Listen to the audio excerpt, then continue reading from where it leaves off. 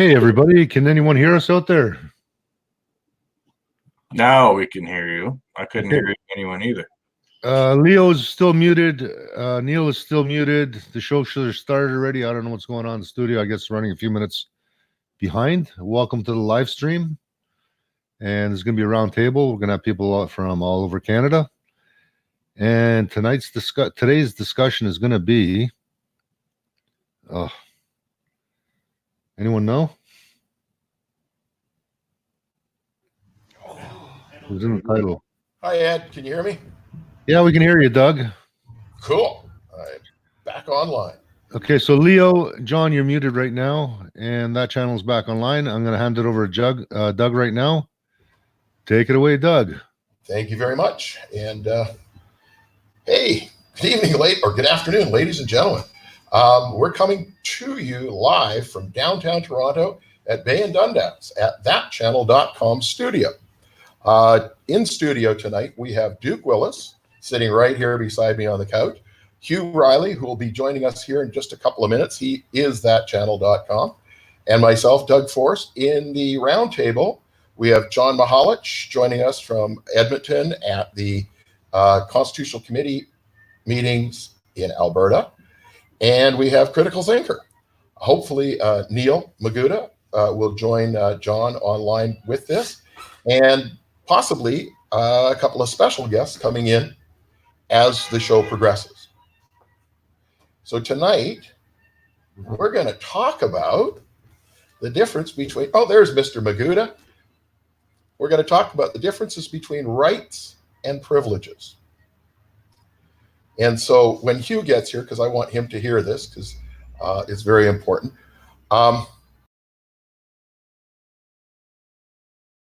thinks our rights most of the time are just privileges.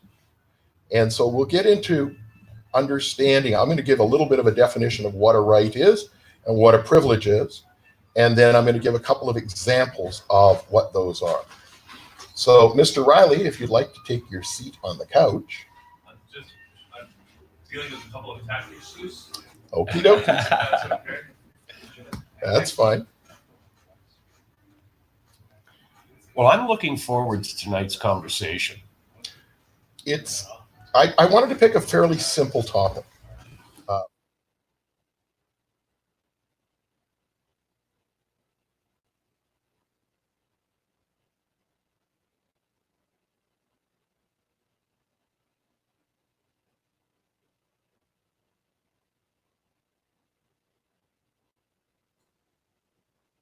I think we lost audio, folks.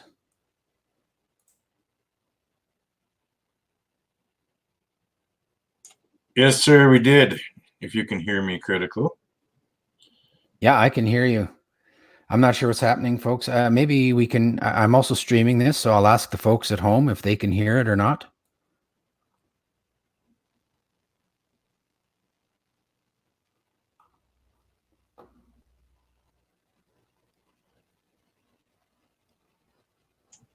Looks like they cannot. I will send Ed a message. Yeah, no sound. Nobody can hear it. Sorry, folks. This is like I said, this is a dry run. Let's just. Yeah, it's on their end. I already texted Doug. I'll text Hugh right now. For sure.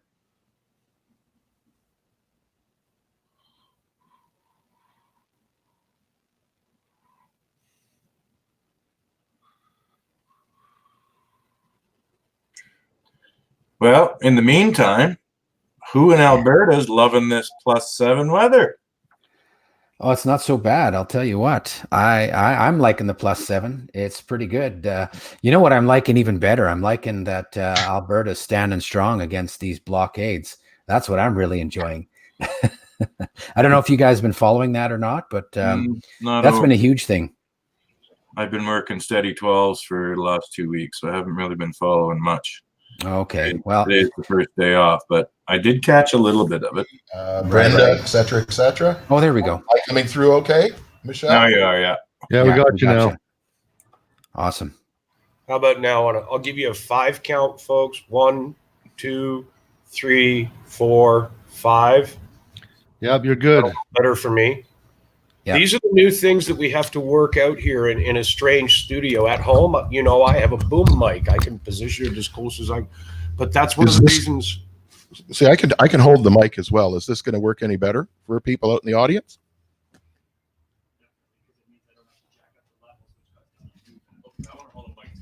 Okay, we all get hold of mic. Can you hear me, Doug? Rock and roll star. Oh no. Yeah, if someone can keep an eye on the chat, Get out of there. people will tell us right away if there's no sound or anything. Yeah, looks like we're all good there. How's that, Sean? Everybody can hear you guys. A little better reading on your meters. Can Sorry, Spencer. Can Doug and Duke hear us? Okay, I guess not. Testing. Duke and Doug, can you hear us? Check 1 2. Check 1 2. Check 1 2 3. I can hear Duke. Well, I can hear them too, but Yeah, we're just. Oh my goodness, that's awfully loud. I'm coming through your PA. Yeah. can you hear us, Doug and Duke? Yes, we can. Okay, now you can. A moment ago you couldn't. We The audio was lost. It wasn't your level of signal you were sending. It was just muted. Yeah. We couldn't Ladies hear. and gentlemen, please bear with us. We are working through this. This is our first time doing this, coming out through a live studio. And I'm just curious if there's anybody, I don't know if people who are just watching, well, they can't really feedback, but I'm just curious whether if we're getting. Well, they feedback down here in the they corner. Yeah, so, they can So feed. my question is, if you're watching, I was just watching that channel, and there was a bit of an echo, which we tried to fix, and that's just wondering if there's an echo. Yeah, people can comment here on Ed's programming, and we can, folks, if there's a bad echo, if you think the sound needs to be adjusted, anything, please let us know, because that's why we're here today, is to work these bugs out so that we can get everything straight next Yeah. That's why I picked an easy topic. time. Because we got to have a topic. We do? Well, we do. It's fun. Okay. That's the whole idea of the audience is here to watch, not us, but to actually learn from us Right. and what we're doing And to interact, and to interact. Exactly. right? Like, And sorry, but while we're doing this, right? So now we lost audio again. But let's just remind, what are we moving towards? Because there's a long-term goal here, right? Well, and the topics I picked for the roundtable are designed to help people understand how to put a constitution together, what goes into a constitution, and how to write those clauses for the constitution. So today we're talking about the difference between rights and privileges. We've had other roundtables where we talked about corporatocracy and corporate personhood, so that people would understand what that is and how not to get caught up in that loop that we're in today, because we live in a corporatocracy. Yeah. And so how to avoid that and how to write clauses more specifically for your constitution that will not allow corporatocracy to take over, will not allow the corporations to rise up, but they should be down where they should be, which is under the human, or under the men and women, and monitored by the men and women. And so we're going to do another roundtable. We're going to do Corporatocracy Part 2 on that, because it's such a huge subject to cover.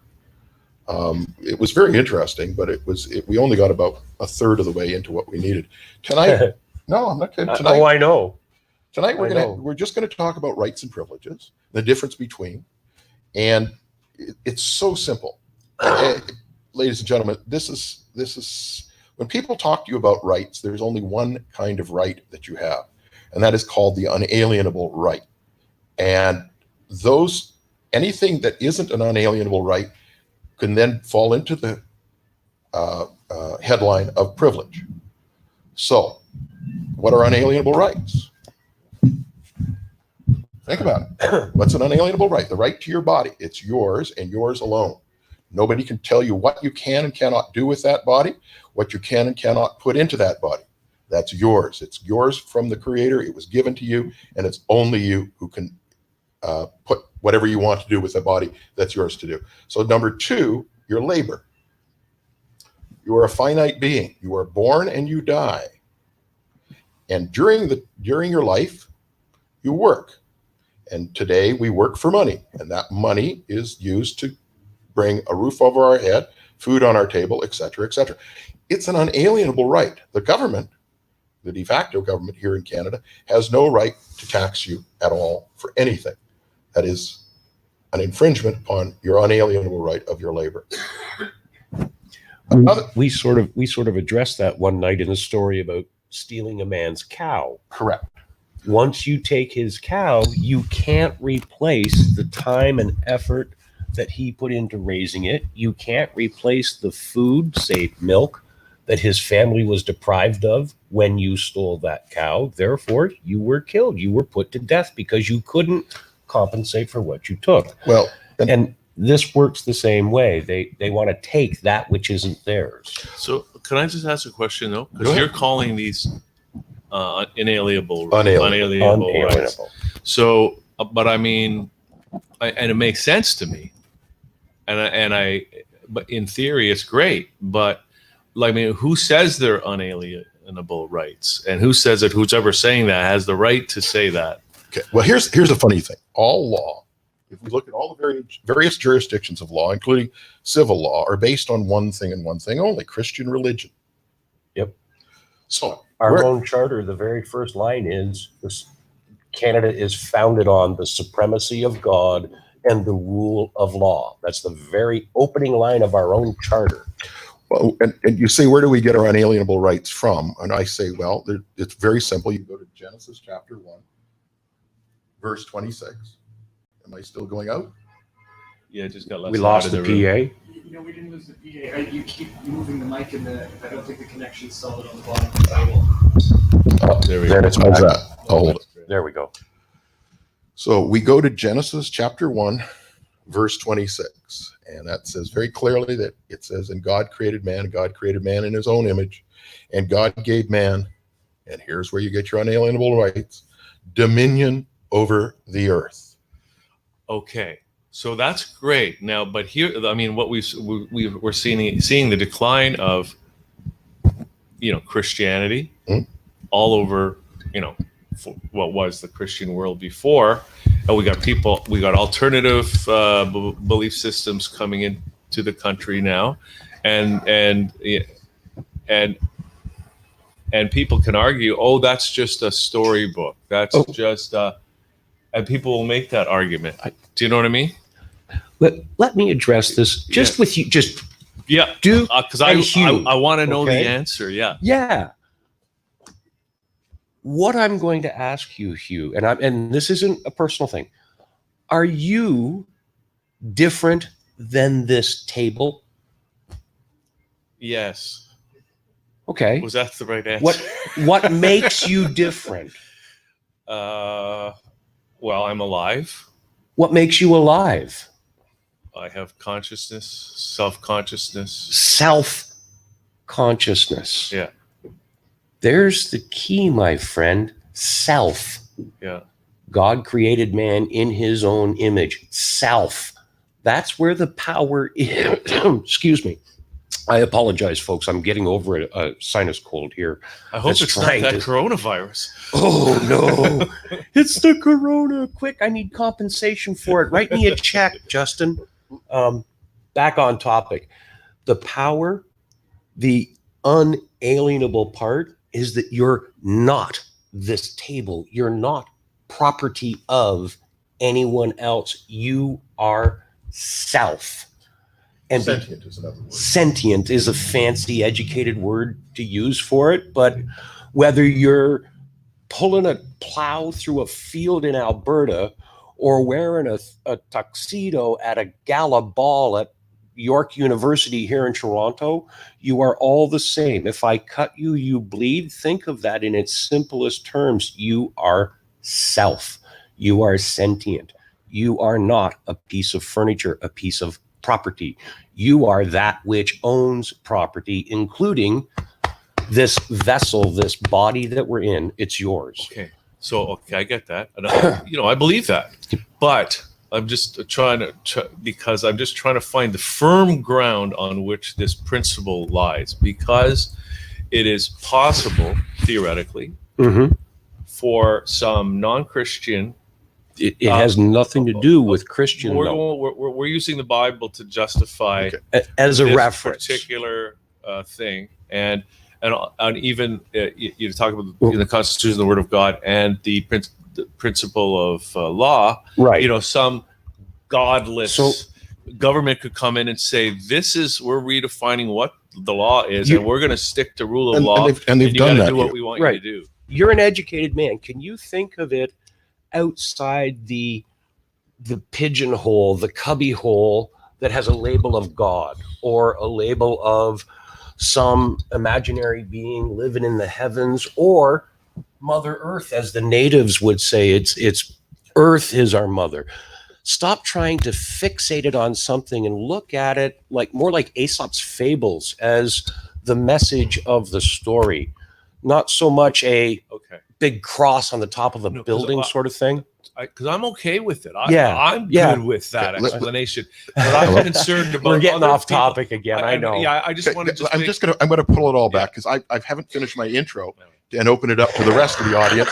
And here we are going into these deep discussions about blah blah blah, this and that, and the whole idea of. And by the way, if you look at Sharia law, which is from Islam, people of the book, what do they refer to? The people of the book, they refer to the Bible, and Sharia law is based on Genesis chapter 1 verse 26. So that gives you a sec. If you look at Judaism and the laws of Judaism through the Talmud and through the Torah, it's based on, once again, where does Genesis chapter 1 come from? Comes from the Torah. So the three main religions on the earth today are all based on the same Genesis chapter 1, and they all believe in unalienable rights. Law that we've had over thousands of years is created from the Christian doctrine. It's been adopted into Sharia. It's also been adopted from Judaism and from the Torah. And so we have a foundation based on unalienable rights. And so the only rights that we really hold, we're born, we die, we have unalienable rights. Everything else is a privilege. And a privilege is something that a government gives you. Okay. And a government tries to make them look like rights. And governments call things called human rights. Well, human rights, if we go to the law books, okay? So we look in Ballantyne's Dictionary 1948 edition, and we look up human, and it says right there, monster.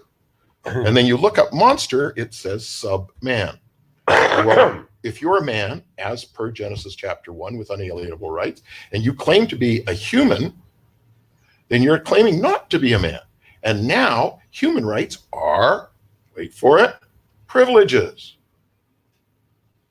Because they were created by a government.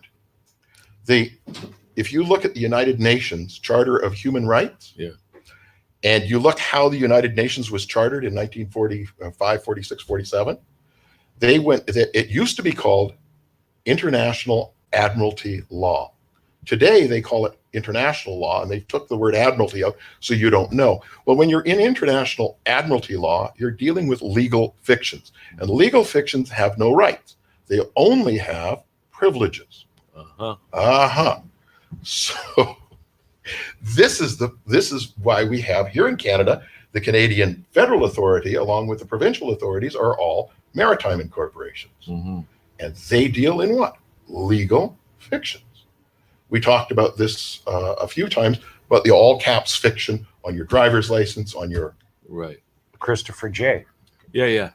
No, I've been following this for a long time. I know you have. But I'm trying to wrap my head around it so that one day I might have to use it. It's hard to wrap your head around it because it's like a multi-tentacled octopus that you've got to get all the tentacles wrapped. And if you're missing one, it's like, whoa, there's a hole in my bubble somewhere. But why do we have to play that game? That's not our game. We don't have to, which is why we're talking about getting the people together to create constitutions, seat de jure governments in the 10 provinces and 2 territories, because that's what we were given the right to do in 1931. And so this is helping people understand the difference between a privilege and a right. And that's why I chose this topic today, because we have things called driver's licenses. We have things called fishing licenses. We have things called hunting licenses.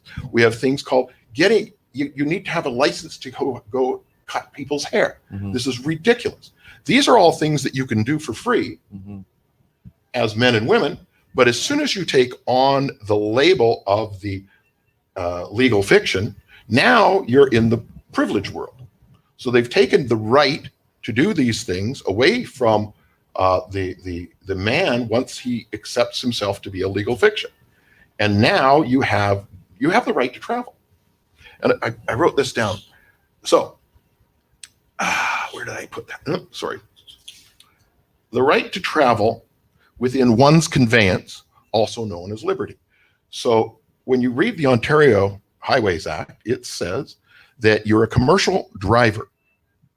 And you've read it, right? Oh, yeah. So are you a commercial? So when you have your kids in the car or your wife in the car, even with your G-class license, you are considered a commercial driver. Well, wait a minute. The car doesn't belong to you. The car is registered with Ontario, and it's registered as a commercial vehicle. In order for you to drive that commercial vehicle, you need a commercial license.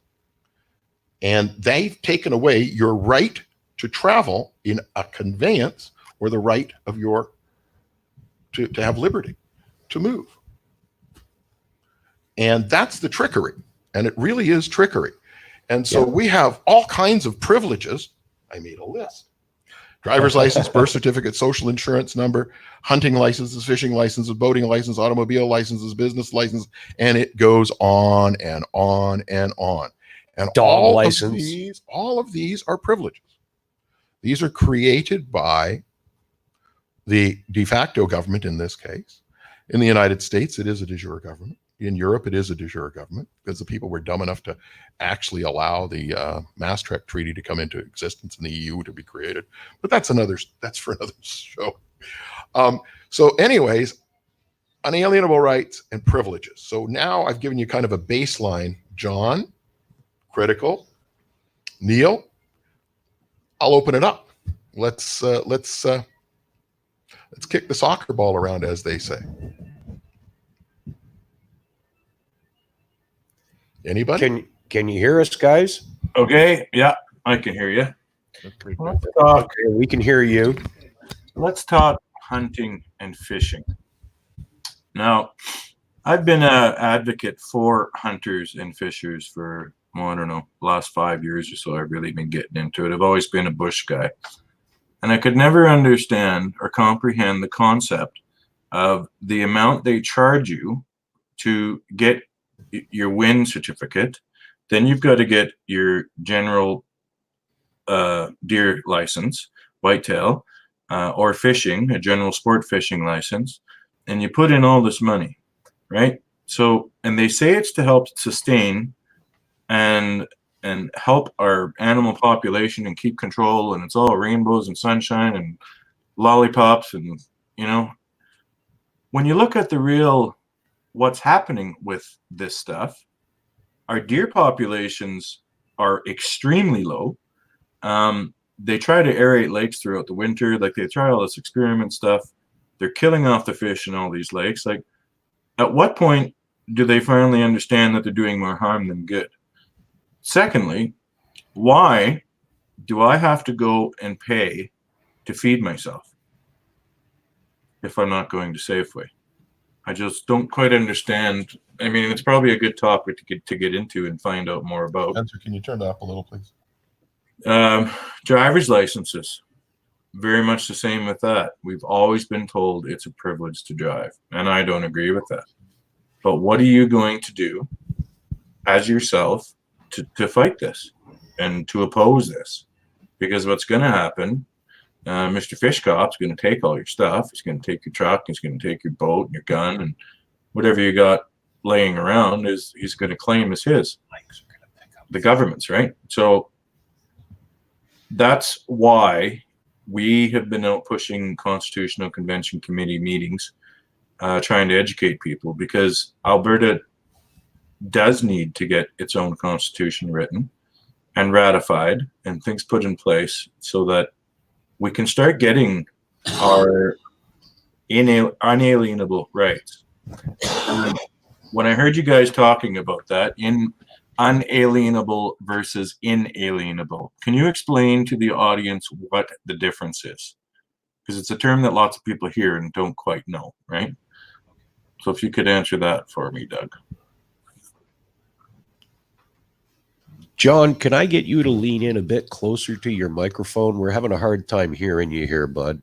I don't know about people online out on the audience, but we're having a hard time here in the studio hearing you. Okay. Yeah. Maybe I could talk a little louder.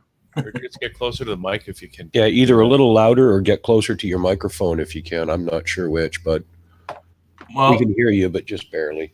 my camera and my mic are one unit, so what'll happen is Oh, okay. Yeah, right. you'll be able to tell what color my eyes are. Right into the irises, will we, John? Yeah. So So question just was- basically saying that, despite all these privileges to go fishing or hunting and paying for those licenses, it's not helping the environment. No. It's just getting worse. And The majority of licensing fees, especially with the Ministry of Natural Resources here in Ontario, the majority of those fees are used for salaries and the cost of enforcement. yeah, because they're going to take your boat when you're fishing without a license. Do you think that Ministry of Natural Resources, game wardens, fiberglass boat, and 70 horsepower Mercury motor are cheap? And the truck to tow it to the dock and put it in the water, they all cost money. Where do you think your $55 or $65 licensing fee goes so that you can take your kid out to the local pond and drown worms? Mhm. Well, and then it's not only that, but they also have all these regulations that go along with that. It's the same. The worms have to be a certain size before you drown them. Otherwise, you're breaking the fishing regulations. Well, and so there's so much administration with privileges. Mhm. And we don't. I'm going to use this analogy, and I've said this before on a number of occasions. And it was given to Thomas Jefferson was the one that was known to have said this, and he said government should be an outhouse in the middle of a field, and a man once a year will walk out to the outhouse, and on the door there's going to be a sign, and it says "out of session." He'll turn that sign over, and it'll say "in session." He'll go in and do his business. 20 minutes later, he'll come out and flip the sign back over. That's government, and that's how big it should be. Mhm. Period.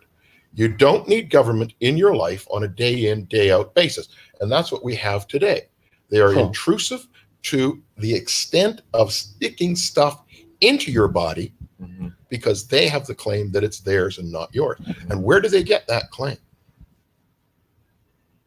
They made it up. What was that? Birth registration. Birth That's registration. right. Birth registration gave them the claim. Didn't that come from the word? Didn't they shift it at some point from? Hang on. Hang on. Certificate, RTH, as in the ship coming into a birth. Park. Well, It's now actually you're getting into the semantics of admiralty maritime, yeah. and it's not necessary to do that. We're not going to walk down those roads because we don't have Christopher James here to help us and help you to understand. Or actually, there's another gentleman. What was his name? Oh gosh, I can't remember off the top of my head. Which guy was he? Oh, well, Pat King worked with Dean Clifford. That was it. Dean Clifford was another gentleman that Oh yeah. that could get into that. And I mean, it's an interesting part, but it's remedy and it's not a solution. So when you're looking at remedy works, might work once, might work twice, and then they close the door on you, but you're still got the same situation that you've always been in. And there's only one solution for that, and that's to get rid of it completely. Yeah. And without lifting up a gun and having to go overthrow the bastards, why don't we just lift up a pen, as we were supposed to do in 1931, and write a constitution? And it gets rid of the bastards much, much cleaner, and there's no cleanup afterwards. And that's what we're working towards right now, right? Exactly. Well, I hope it works. It Yeah. will. It will. Let's come back to the unalienable right of ownership of your body. And off over there in the audience where a gentleman spoke up and said birth certificate, and that's how they have ownership over your body. But how did they come about wanting to even get into having ownership over your body? Well, it came actually before there were birth certificates. There was companies, okay?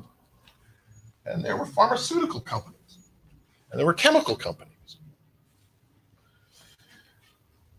And in the early part of the 1900s, the late 1800s, heroin, cocaine were used as analgesics, and they were common practice. You could go to a drugstore, you could buy heroin in liquid form to drink. It was called laudanum.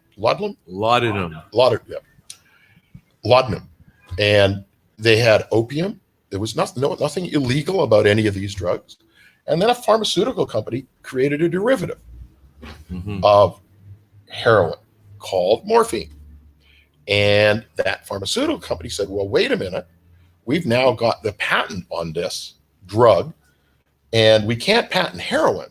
So we're going to lobby the government to make it illegal. And they did, and they won. So there was one stick onto the fire. Then there was this other company around the same, a little bit later, about the 1920s, who created a chemical formula for something called nylon. Yeah.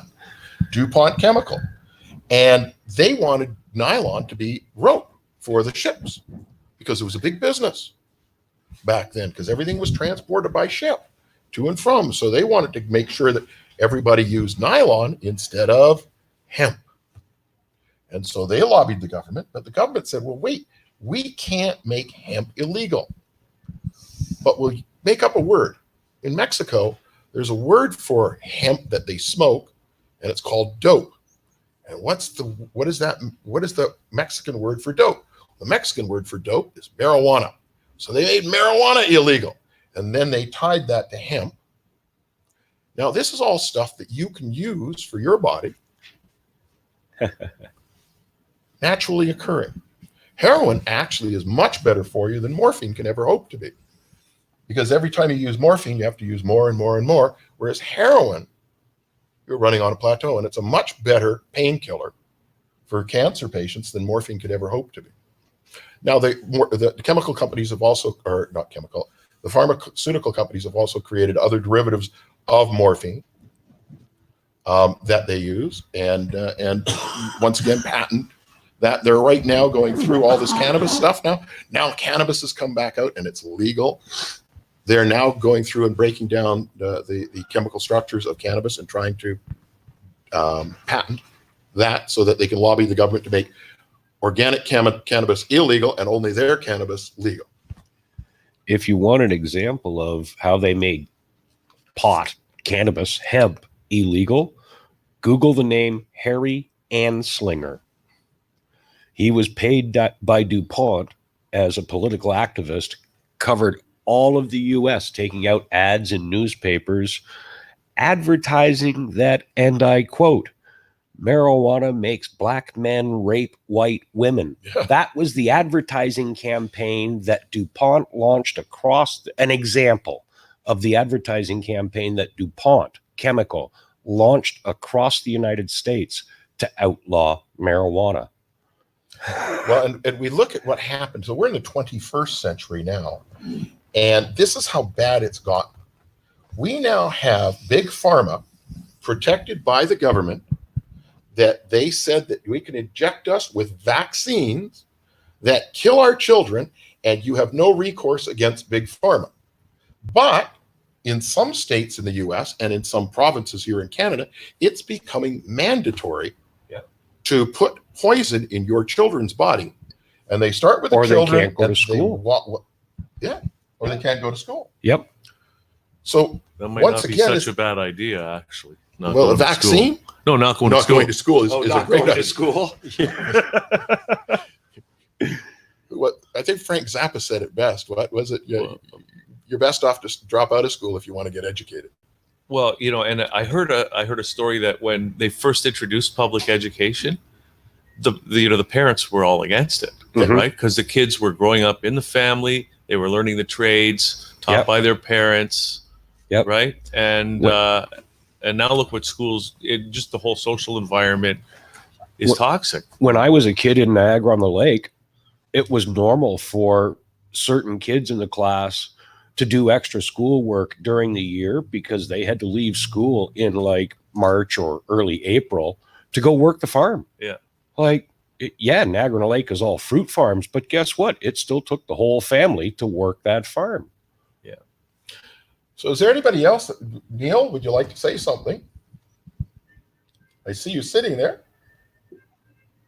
Yeah, just sitting here listening to everybody. Don't have anything to contribute. How about John? Do you want to say anything? I'm sure you guys can elaborate on the whole. Yeah, where did Critical Thinker go? Because he's somebody that I'd like to sort of turn loose on the whole concept of difference between rights and privileges as a parent with kids.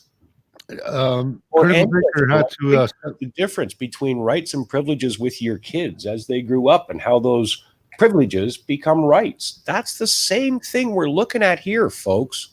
As adults and our government, we're being treated like children. Critical got called away. He'll be back about half an hour, I'm hoping. He said he's coming back. Okay, good. He just had to step out, so he's also restreaming this for us. Yeah, sorry for the delay, fellas. I'm just trying to run 2 computers and answer questions, and you talked, and my mic was muted, and I couldn't get to it.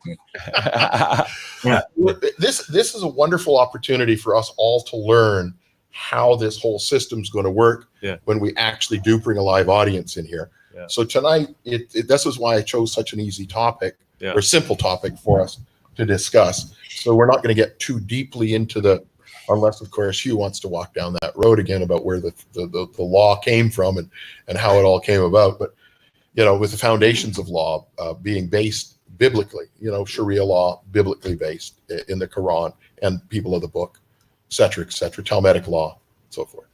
We got a question in the audience here. Indulgences becomes licenses. That's true too. But they are also privileges.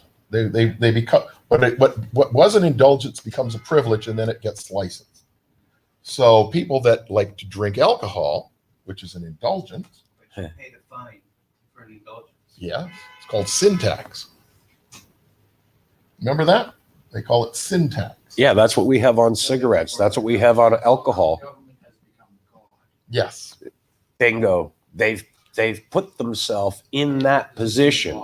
Well, also, but if if the society in general is losing its religious or its Christian belief or foundations, then there's a vacuum created, and then the government steps in to fill that vacuum. Why is it the government's duty or obligation or even authority to do that? What gives the government that right?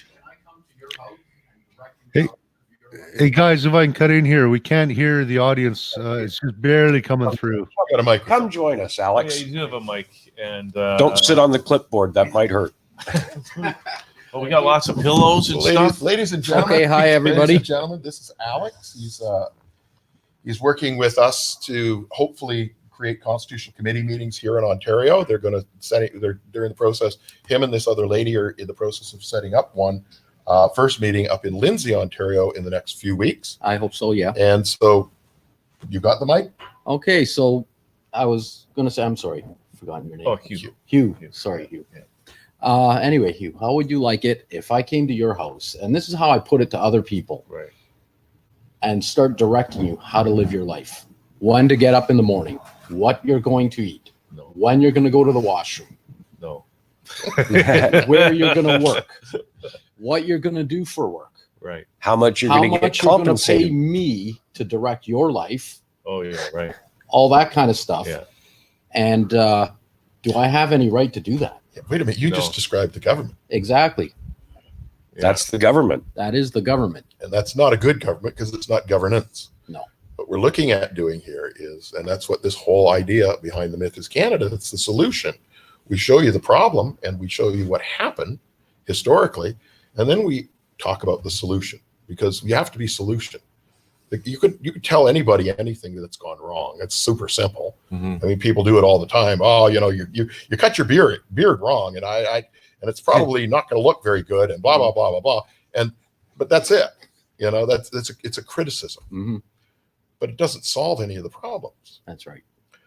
So we show you what happened at the myth, and then we suggest that the solution is to seat a de jure government through constitutional convention. And it's up to the will of the people to do that. And the people are going to have to really back that government up, that legitimate government up, because really it is about. Well, they're going to have to create it. Right, but then they're going to have to back it up because there's going to be the old de facto government that's still there. They've got a lot of guns. No. But That's no. You're see, law of the land trumps law of the sea, and any of the government that says, wait a minute, we're here.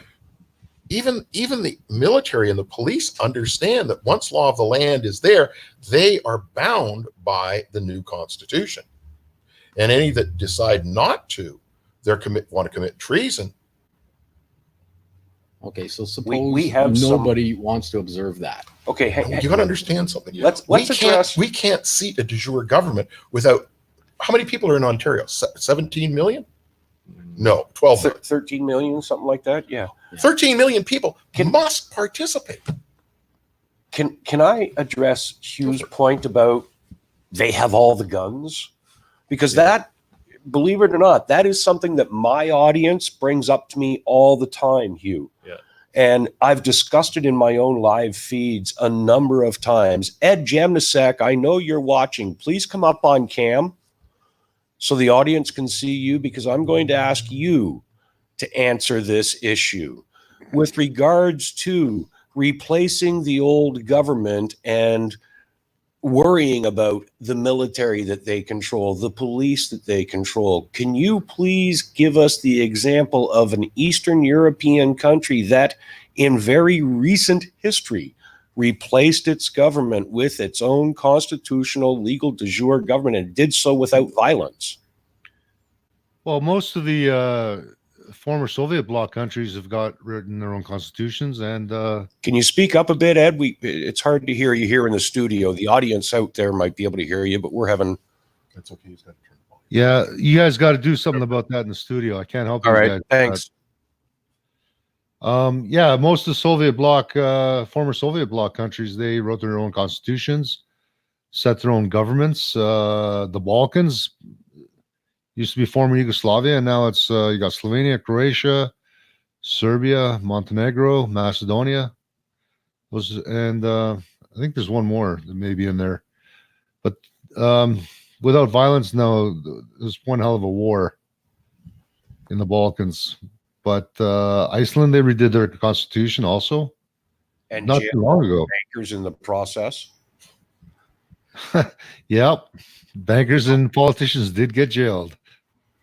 So yeah, and I don't want to be I'm not trying to be negative here, but I'm trying to be practical. Yeah, me too. And it's not just the guns; it's also the money. It's like who controls the money. I forget who said, I care not who's writing the laws. I'll of the hand land. the finances over to Rothschild. Yeah, I'll hand the finances over to Doug in a second because he can tell you how the money's going to work out.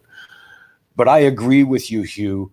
We'd be foolish to ignore the fact that the powers that be are not going to just stand up and go, oh, you found out about us, quick, run away. It's not going to be a Monty Python and the Holy Grail kind of scene. They are not going to want to go away quietly, and we have to be ready to stand on guard for thee.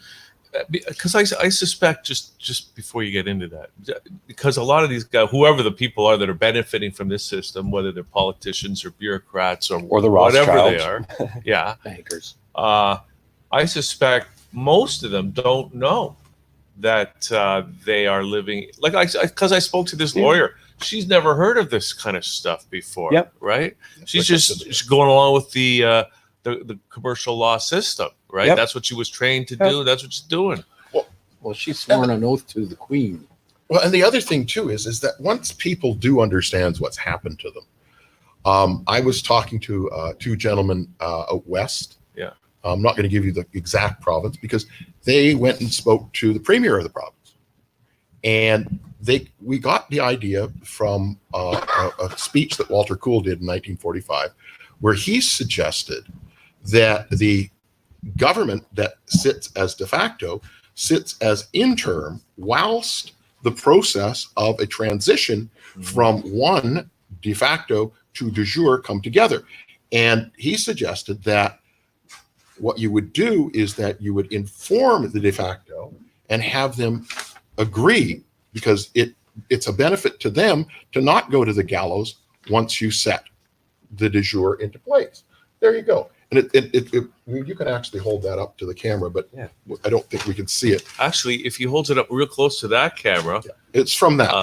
That people might even be able to read it. And they talked to their premier, and he was like, my God, he wants to do a couple more meetings with them because he's very interested in looking at transitioning. So who's that? The premier of a province that I'm not going to mention. Say the province, okay. But there were two gentlemen that I spoke to in the last few days. Cool. And so we'll see where it goes. And I suggest that as this movement gets bigger and bigger and bigger, because I've talked to Brenda, I've talked to John about this and Neil about this, that there has to be clauses within the Constitution that allow for a transition from de facto to de jure.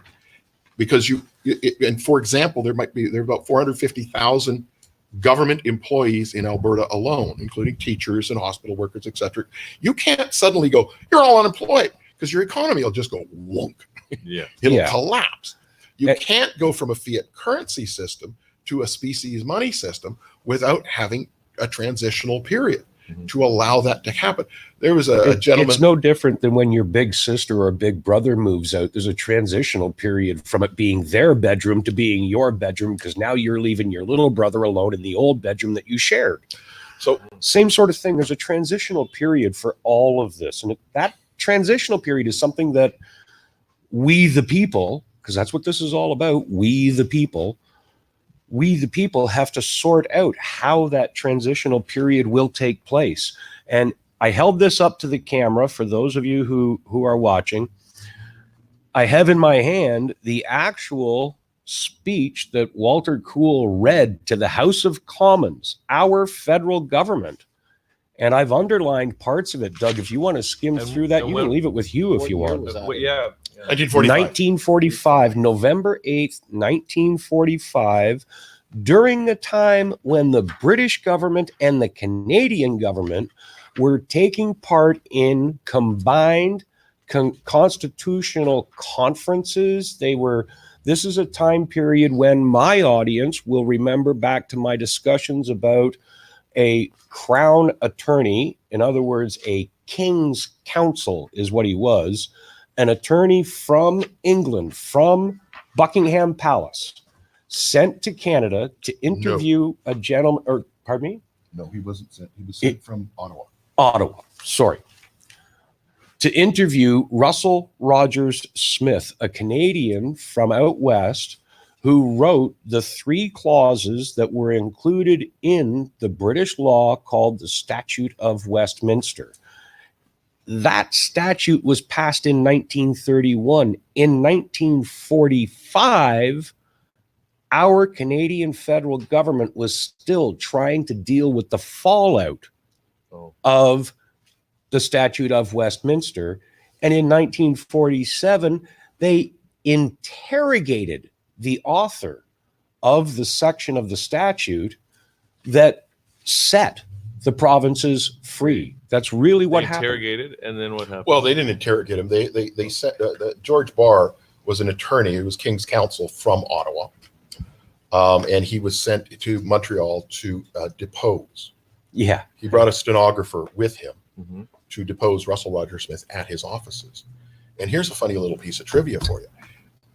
During that timeline, Russell Rogers Smith's secretary was none other than Jean Drapeau, the future mayor of Montreal. It's kind of cool, eh? The man who built the toilet bowl. Yeah. And so they went, George Barr went in with the stenographer. They took all the notes. He took it back to Ottawa, and then Ottawa looked at it and went, oh crap, we can't, because it was legally done. I mean, this is like, whoa, this is a proper deposition. And they said, "Oh crap, we can't put this in our archive." So they hid it in a library. And where's that? Saskatchewan? No, in Saskatchewan, in a little tiny community in Saskatchewan library, and it was even improperly filed. And Patrick Ellis, who was writing a book called I can't remember the name of it. Patrick, I'm sorry, I don't remember the name of your book. Oh gosh, it's right there on the tip of my tongue. Anyways, Patrick included it as not as an appendix to his book, and that's how the Canadian government freaked the hell out, because they sure as heck didn't want this coming back out again. They worked so hard to eliminate Ho Canada. They put him. We have to keep in mind, Hugh, the man that wrote the clauses that the British government, not the Canadian government, the British government used Canadian authors' words to write a British law. That would have been the British Parliament, would it not? Bingo. Exactly. Right. 1930. That's when the Statute of Westminster was passed by the British Parliament. But written Our was created by the British Parliament. created, yes. Passed in 1931. Yeah, December 11th. But 1931. our Canadian government went to extreme lengths to silence, to erase from history the knowledge and existence of a man named Russell Rogers Smith. He lies in an unmarked pauper's grave, driven to poverty by a government that he worked very hard to try and, for lack of a better word, replace. And then along came, in 1974, a guy called Jean-Paul Rahun. Remember Jean-Paul? We had him on Liquid Lunch a couple of times, once in person and once via Skype call. Yeah. And it was Jean-Paul in 1974 that was in a library in Montreal, and he was doing some research, and the librarian brought out a copy of Ho Canada that they had archived.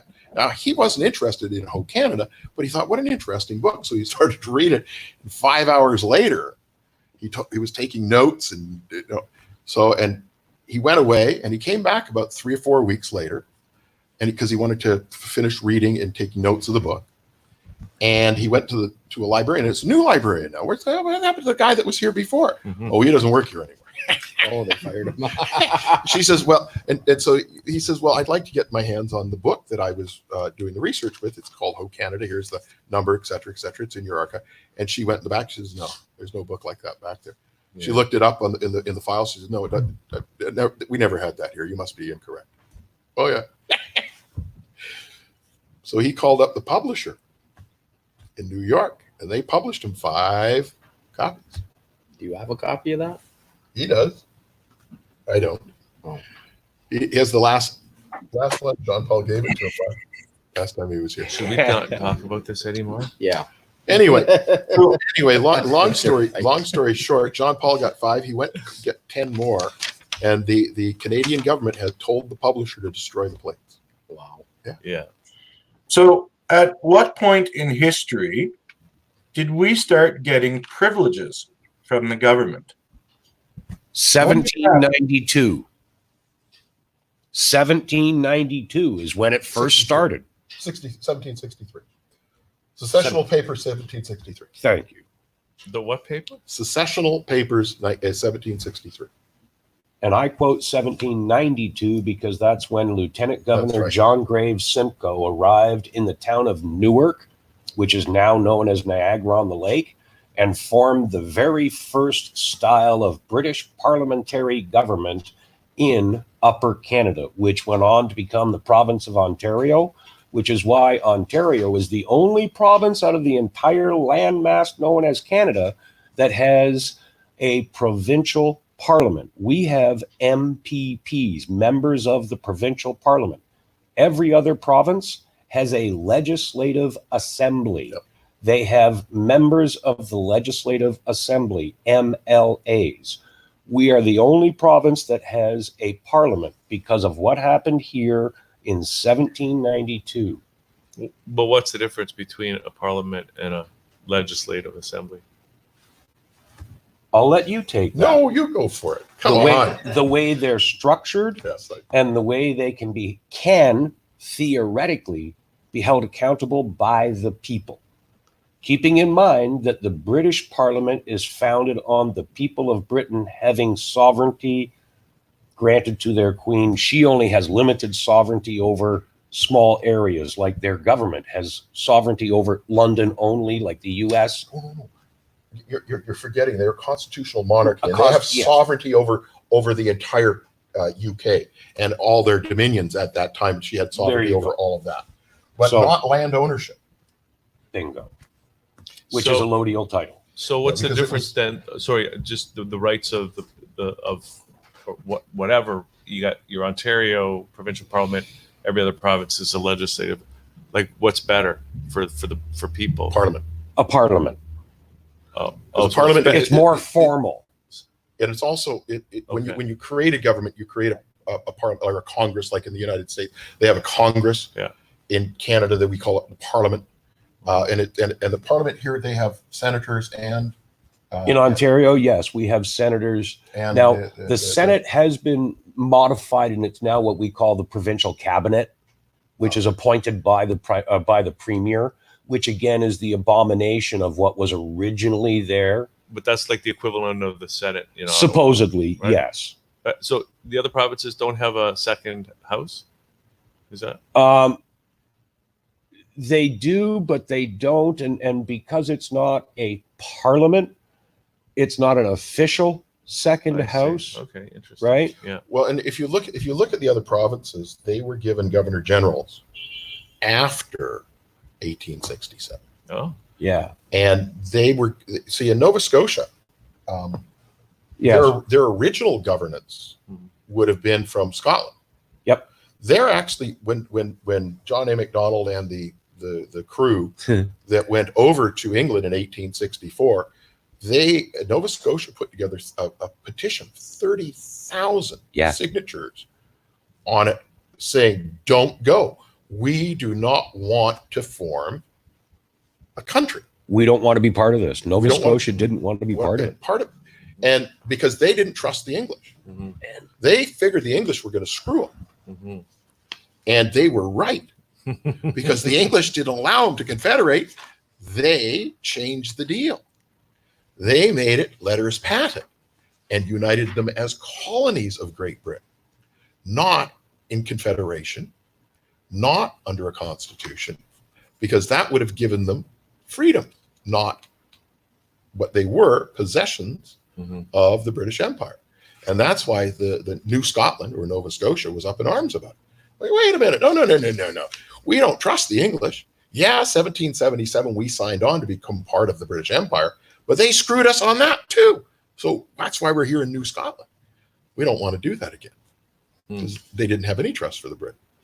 That makes me wonder, there's this whole idea that Henry St. Clair actually landed in Nova Scotia in 1398. Yeah. And from Scotland. Yeah. Right. And that, why did they have that? There was no official Scottish sailing out there and founding new lands, right? But they probably really did. Because Scotland was a colony of England. Well, Scotland was it was and it wasn't. I know the Scots are going to get mad at me for saying that. You can never say that. I mean, I grew up with a lot of very Scottish people. I think real quickly, I might be able to shed some light on how the confusion of our British North America Act and what it really was meant to be and what it wound up being. And I think I can sum that up here just in one page from Walter Kuhl, 1945. Now, his name, by the way, if you folks want to look it up, his last name is spelled Kuhl. Walter Kuhl. And all you people from Alberta, he was from Jasper Edson. Yeah, he was a member of Parliament representing the riding of Jasper Edson. So this is from his 1945 speech to the federal government. In reading accounts of the times, it is quite obvious that the bill, which was drafted by the Colonial Office, meaning Canada, seems to have prevailed over that which was drafted by, the Colonial Office being the British government, seems to have prevailed over that which was drafted by the delegate from Canada.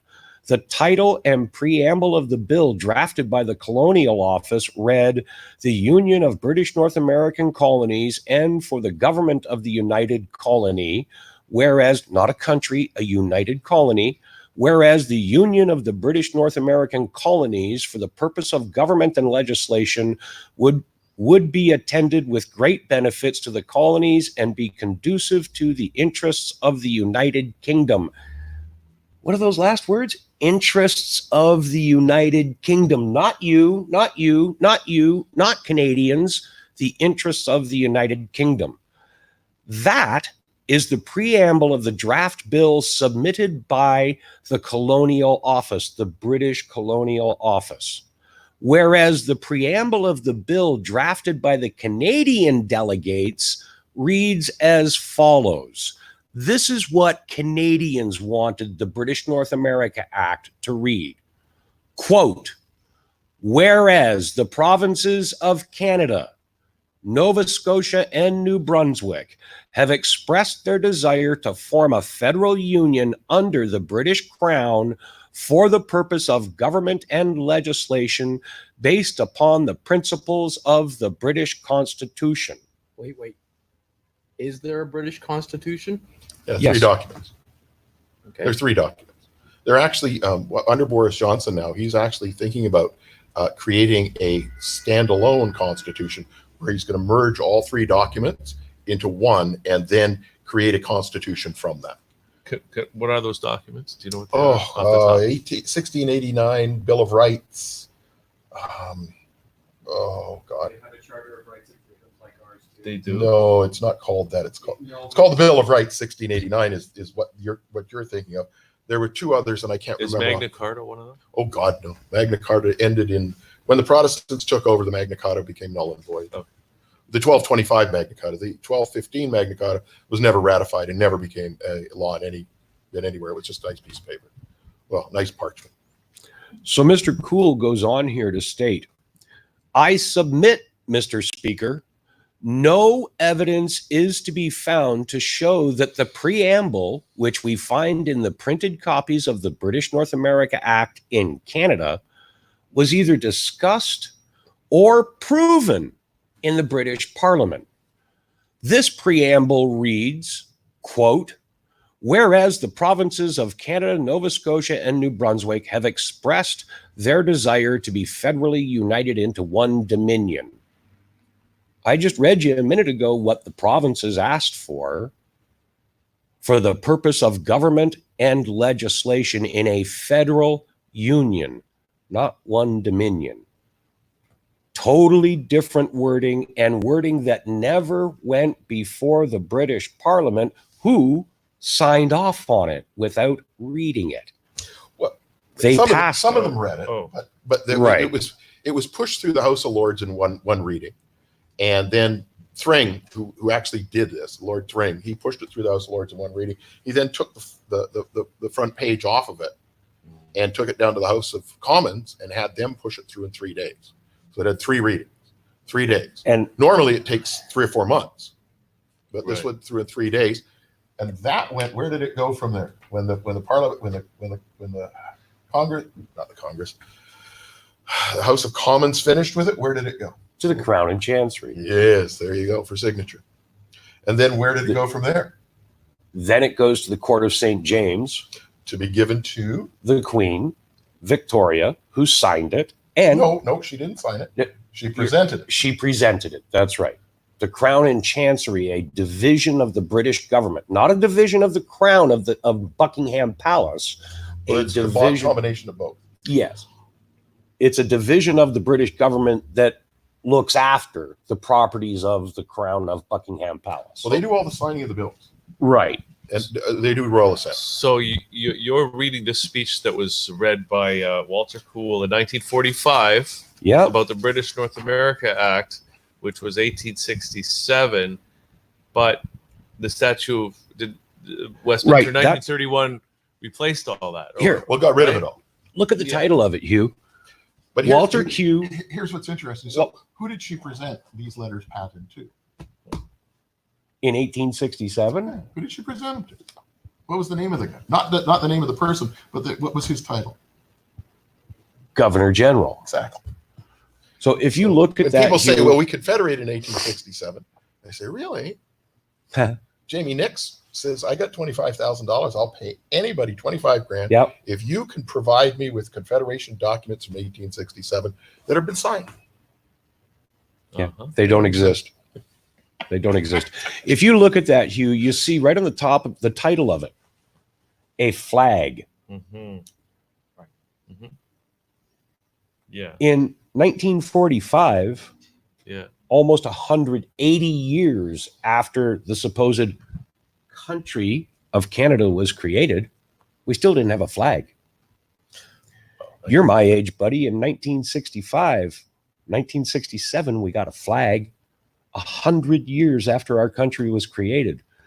Betsy Ross was sitting down among the smoke from the cannons, sewing a circle of stars onto the Stars and Stripes and banner before the war even ended. And 100 years after we supposedly became a country, we created a flag. Well, in 1945, don't forget, there was no such thing as a Canadian citizen. They're all British subjects. Yes. It wasn't until 1947 where they created this act called the Canadian Citizenship Act, where they scratched out British subject and replaced it with Canadian citizen. That's all they did. They just, it's like when they made the Constitution Act 1982, where they scratched out B&A, crossed that off, Constitution Act. So the whole I could never changed anything. I could walk to my car right now, Hugh, get you my passport from 1972, which I carry around with me. Open the front cover, and right there on the first page at the bottom of the passport, your modern one says, the bearer of this document is a Canadian citizen. Right. In 1972, it said, the bearer of this document is a Canadian citizen and a British subject. What is a subject? Remember we talked earlier? Are you the same as this table? Property, exactly. It's a subject. What are you if you're a British subject? You're a table owned by the British government, owned by Buckingham Palace. So we've been on here and chatting, and I think we've lost everybody except John. John, are you still there? John, are you still there? Yes, sir. I'm still here. Oh, you're a wonderful. I think we need I'm to just patiently waiting for us to get back on topic with privileges and rights so we could learn more about it. you instead of Duty Kravitz. Oh, there's Neil. Neil's back. Nice to see you, Neil. Yeah, well, it doesn't have to be that. I mean, But coming back to rights and privileges, Yeah. so we can see, okay, over the timeline here as to how being British subjects, you have no rights. We haven't ever had rights here in Canada. And in 1982, when they created the Charter of Rights and Freedoms, just more privileges. And because we accepted it, we got suckered into believing we're the legal fiction. And we've been blinded. We're like mushrooms. They kept us in the dark and they fed us shit. Because in 1931, we had freedom. Because the British, in order to join the British Commonwealth, you had to become a sovereign nation. So Australia did it in 1901. New Zealand did it in 1937. South Africa did it, I think it was 1934, after the Statute of Westminster. But Canada in 1931 went, nothing has changed. The Dominion lives on. And you can see in their money, in 1937 money, it says the Dominion of Canada. Except the Dominion of Canada only exists if it has a Governor General with the British North American Act as his letters patent. Because without that, the Dominion of Canada ceases to exist. It can't legally stand or lawfully stand. It's gone. And the last Governor General for Canada back then was a guy called the Earl of Bessborough. And he was given his letters patent in 1931, and he returned them back to England, gave them back to England in December the 12th. Here's a way of looking at it. Your local Lions Club branch, maybe this is Toronto, so I don't know where the local one is, but if we were living in a small town like Lions Club here, I'm sure somewhere, your local Lions Club branch number 182 can't exist without their main national body. If that main national body ceases to exist, so does your local branch. When the British North America Act, being the main national solidifying document or body, ceased to exist in 1931, so did all the things underneath it, i.e. Canada, Ontario, the governments thereof. Well, the land was still there. And Yep. the people were still Yep. here. The problem was that everything became a de facto government, which was illegal and unlawful. So what they did on December the 12th, 1931, was the slow progression into the final enslavement under a maritime admiralty jurisdiction, which Mr. Trudeau, the kid's father, did, the communist. And he was a card-carrying communist, and he was elected. The key to remember, though, Hugh, is unlike the United States, where they rebelled and actually made a point in time where there was a change, we here have never done that. Okay? We started out way back in 1790s as property of, as nothing different than this coffee table to the people who controlled our day-to-day lives. That mentality of master and slave is what was carried on when the authority for it, the power behind it, was terminated in 1931. The facade of it was carried on. It was perpetuated through lies. And what we're experiencing in our world here in Canada today is the ever-growing bubble of those lies and deceit and treatment and mental concept of we the people as being nothing more than subjects of, nothing more than this coffee table. That's how we're viewed. And I brought this to leave with you as well. That's a ruling from the Alberta Supreme Court, the J.W. Little Child case. You've got that already? I did this with him on Good. lunch. Remember That we did the Little Hugh, Child case? Is a perfect example of how our government just treats us like the slaves in the bottom of a galley with Charlton Heston pulling on the oars. Really, that's exactly how they view us. And the fact that a politician can promise people whatever they want to hear and then completely ignore them once elected to office, that in and of itself is proof that we are nothing more than that coffee table to the people that we choose to govern us. This basically says that none of Keep the it, MPs, Alex. none of the MPs have to go by the wishes of their constituents. Mm-hmm. Is they have no. It appears that the action is a claim of a breach of duty on the part of the MP of the plaintiffs, which is Little Child, correct? Mm-hmm. It seems clear on the authorities, and I note in Roman Corporation, which has been cited, that if I had any doubt on this application as to whether the plaintiffs have a cause of action, I must give the benefit of the doubt to the plaintiffs and refuse the application and leave the matter to be decided at a trial. However, I am satisfied that the plaintiffs have no cause of action against the defendant. Keep reading, and the judge goes on to I state, know of no legal duty on an elected representative at any level of government to consult with his constituents or determine their views. While such an obligation may generally be considered desirable, there is no legal requirement. So read the title page off that, Alex. Down the bottom of the title page, that's Queen's Bench, Alberta, and Justice. Yeah, the Honorable Mr. Justice E.A. Marshall, Justice of the Court of Queen's Bench of Alberta. E. Molstad, Esquire, for the defendant. E. Wall for the plaintiffs. Like, ladies and gentlemen, Hugh, how much more proof do you need when Alberta Supreme Court judge says there is no law giving you the ability, we don't the even need people. a law. Okay. Yeah, there's Well, nothing. Everybody thinks that you got to have a statute. If you're going to have representation by the people for the people, guess what? If you lie to your constituents and get elected in the states, well, now they're They an have advocate. grounds for impeachment, do they not? Well, they have grounds for recall. Okay. They can be recalled and a new election. Well, actually, impeachment means nothing. Well, the It just- impeachment is for the president only, Yeah. and certain members of Congress. But if it's done correctly, which it hasn't been done, as we saw with Trump, you can remove a president, but because they didn't have any evidence to remove him for impeachment in the first place, and they should have actually gone to the gallows. I think that Pelosi and all that whole thing, because that was treason. upon the Republic by putting the Republic through that. And at least they have treason in the Constitution, where it says if you commit treason against the Republic, you go to the gallows, and they did.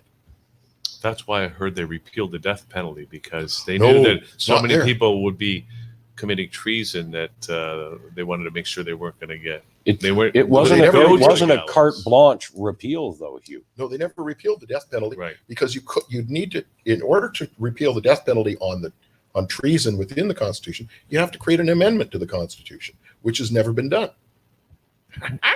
But I mean, here in Canada, I think it used to be. Here in Canada, if you committed treason, it was the death penalty. You can't at one commit point treason in Canada anyways, not since 1982. Yeah, there's no constitution to commit treason against, and technically, you could commit mutiny here in Canada against the government because they're a ship at sea.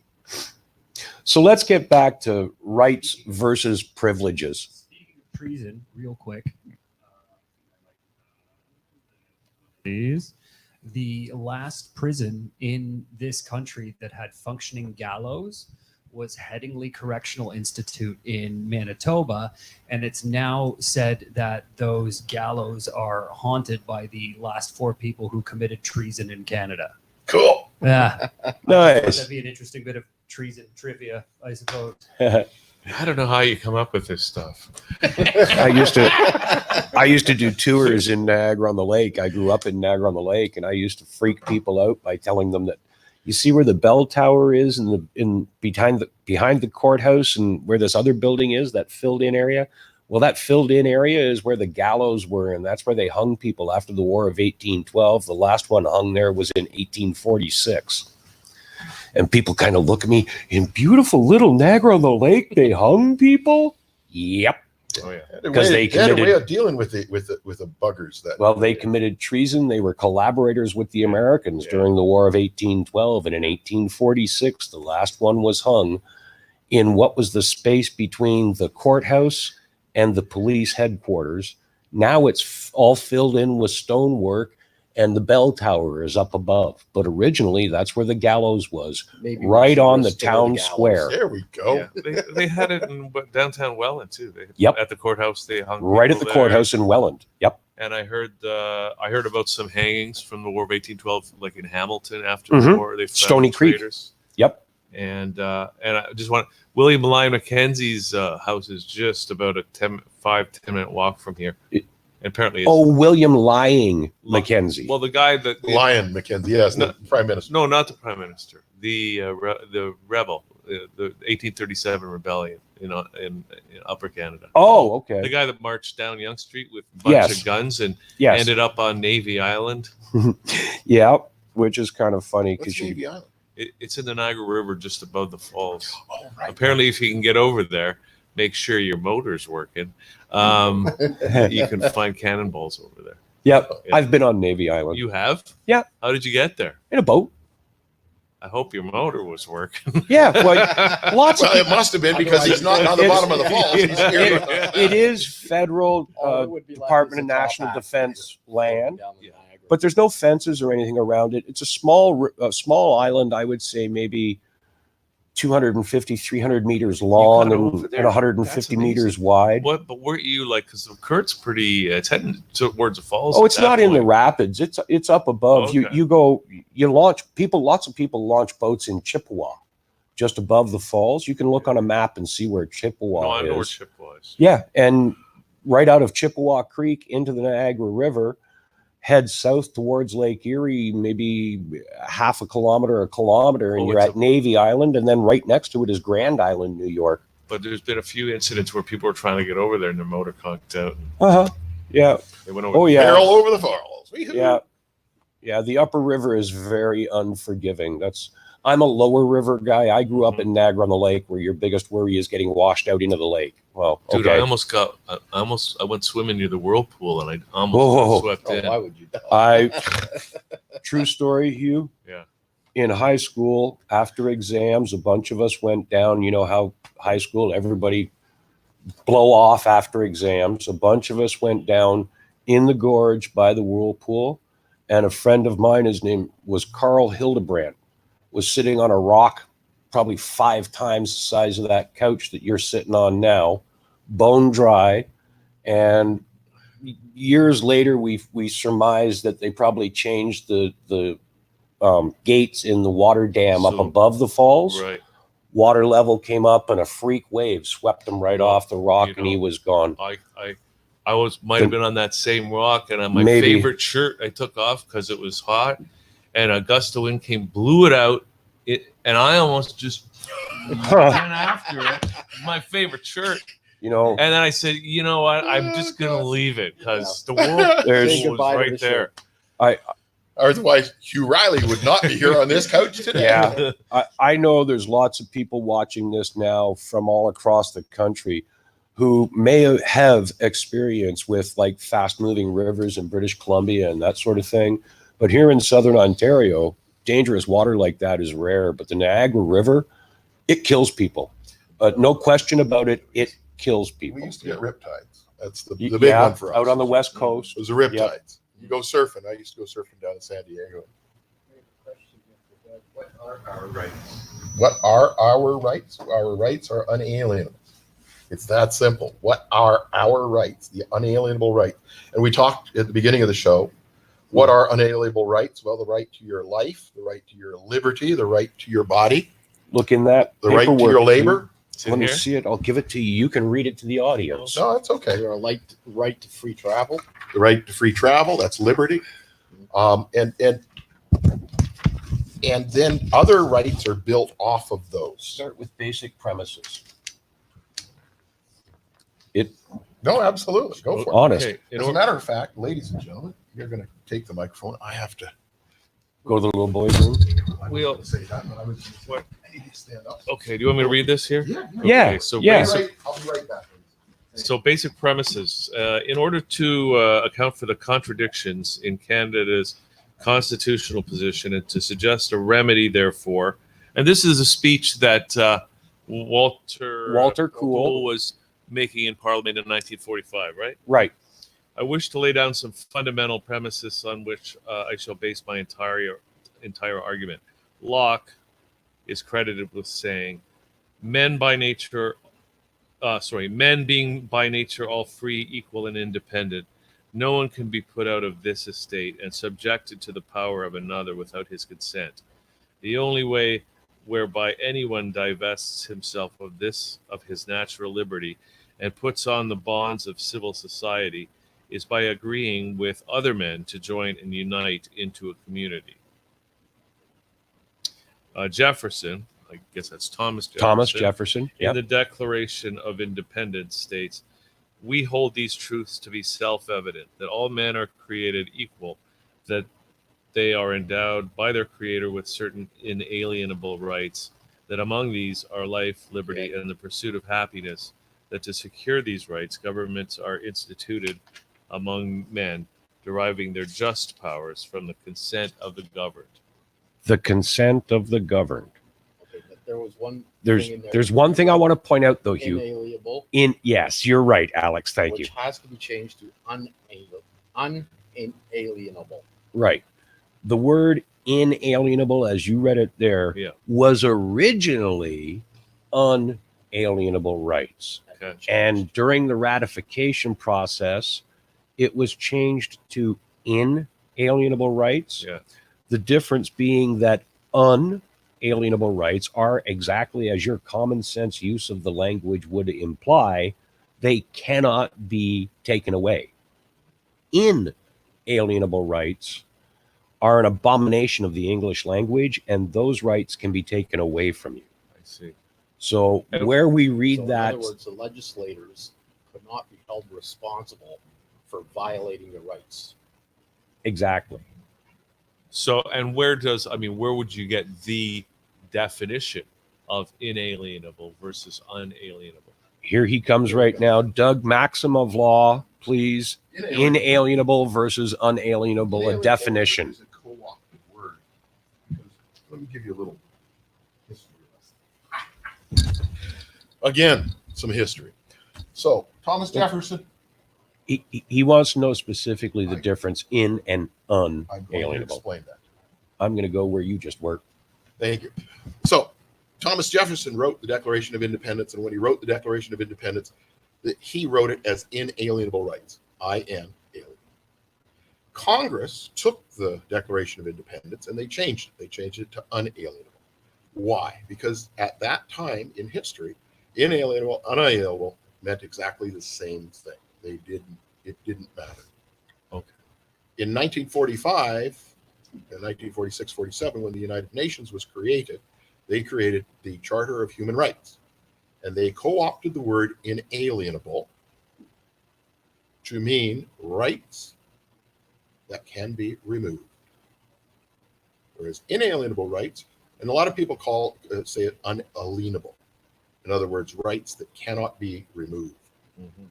So unalienable rights are rights that cannot be removed, whereas inalienable rights, according to the United Nations under the Human Rights Charter, and it saddens me to see that the Native population here in Canada goes to the United Nations and gives up their sovereignty to become legal fictions under the Human Rights Charter. And it says right there that inalienable rights are rights that can be removed, which is very sad, because before history showed that the words were 100% interchangeable, but today they're not. And so you've got to be very careful. But I mean, wouldn't the U.S. Constitution, if it says inalienable, It doesn't say inalienable rights in the Constitution. Well, is this just something It's Jefferson said? No, that's from the Declaration of Independence, what you read. Okay, so And they gave it to you with inalienable rights. Yeah. Which is Jefferson's copy. Yeah. And the actual copy that went to the King of England, okay, George, it came from Congress, and they had already changed it to unalienable. And that's the copy that went to King George. so unalienable is better. Today, yes. Back then, it was interchangeable. It didn't matter. So it doesn't really matter for the U.S. So he changed it to inalienable. I'm sorry? So it went to the king As unalienable. as unalienable. From the Congress, from the interim Congress in 1776. Now it reads inalienable. No, Thomas Jefferson wrote the Declaration of Independence. That's his words on parchment. And he wrote it as inalienable. When it went to the Congress, They changed it. they changed it to unalienable because it was a better differentiation for the way it was written. Right, but it still was what It's Jefferson exact- it- intended. No, it meant was exactly the same thing. words. That's what I said. If you looked up in a law dictionary from 1776, inalienable and unalienable meant exactly the same thing. Okay, so here's my question. What does it read now? Inalienable. The Declaration of Independence reads both. The Thomas Jefferson version in his archives reads inalienable with an I, and the congressional one in the Congressional Library in Washington, D.C. reads unalienable. Okay, so which one is being observed? The key- Neither. Either. The Neither. key is The Declaration of Independence did one thing. It started the War of 1776. It's now done. It's a beautiful historical document, and it reads beautifully, but it has no standing in law. It was used. That was their Declaration of Independence. They declared to the king, "We're leaving," and the king said, "No, you're not," and he sent an army. And then they kicked shit out of the army and said, "Yes, we are," and left. right. Now the Declaration of Independence is a beautiful document that sits in archives and is on display, but it has no standing in law because it was used. But what you're saying is because of the evolution of the meaning of the word inalienable, because of the UN creating the Human Rights Charter, that if we want to have the same intent today, we should use the word unalienable. Yes. Right. I'm It terrible falls with words, aren't I? it falls into that really gray area called interpretations.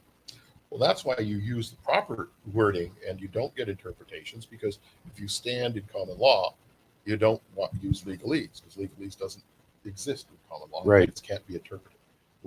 The word written is, and you go if you're in common law and you're using legal lawful words within or legal standing in legal documents, you have to have a law dictionary. And good law dictionaries, I suggest people get either the Bouvier's or the Ballantines for common law documents. And then if you're going to spend your time reading the color of law documents that are created by the Government of Canada, INC, the Canadian Law Dictionary is a good one. The Interpretations Act, you must have a copy of that because that is their definition of words. For example, in the Interpretations Act, we've gone through this. How do they have Canada? So Canada is defined as the internal waters and external seas. That's it. No land under their feet, just water. So what does that make the Canadian government? A ship at sea. Doesn't get, and it's there. Go look it up. You know. So that's why we have a charter. Jeez, because it chartered the corporation. Exactly. Way back. Just like you charter a flight. Here's something to think about. And let's face it, when I'm saying this, I know I'm looking at Hugh right now, ladies and gentlemen, and I know I'm kind of dark on the camera here. You can't see my face, and I keep looking over to Hugh and towards Alex, but really, it's out there to you. You need to be educated. Years ago, in 1990, I was asked by the Bob Rae government to be a member of a committee looking into the graduated licensing system for motorcycles. And as such, sitting on that committee, I worked closely with government lawyers on how to word legislation. And one day at lunch, we went around the corner from Queen's Park and had lunch on, I think it was Gerrard Street. We were joking and I was talking about different law dictionaries and that sort of thing. And he was an older gentleman. Back in 1990, he was probably in his late 60s, close to retirement from the government. He said to me, the best law dictionary is Webster's. It's a plain dictionary. Oh, like a regular just dictionary. a plain dictionary. He said everything else is legal. Yeah, but I mean, think about how simple that phrase is. And the very first words of our own charter, the supremacy of God and the rule of law, Okay, so not whose the rule charter of is that you're talking about? our supposed charter Thank of you. rights. Because it's not ours. The rule of law, Oh, not church. the abidance by or the I'm not a abidance fiction, are you? to No. Here we go. legalese. Nobody's don't belong to Not anybody. abidance to rules and regulations, the rule of law. Where does law come from? It comes from sovereign people. It is the law of the land. Where does that come from? The people who possess or control the land. Who is that? Him, you, me, these Everybody. guys sitting over here, We own all the of land. us. We are the law of the land. 1931. Why do you think so many Canadians are screaming, get these protesters off our train tracks? Because there are train tracks, not the government's. We, the people, are the law of the land, not the regulatory codes and regulations and licensing that are forced on us. We, the people, are the law of the land. So I'm looking at the time, ladies and gentlemen, and I'm thinking that we're going to be wrapping this up now. And if there's anybody who has any further questions from the audience that we haven't addressed as of yet, I'm not seeing anything in particular.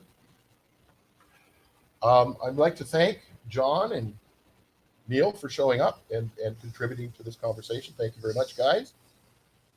Ed Jamnisek for moderating this for us on StreamYards. Thank you, Ed, once again. You're wonderful.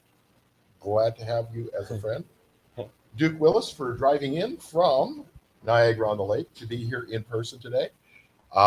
Alex, for coming in from Scarborough, Ontario, to actually participate on the couch. How wonderful was that?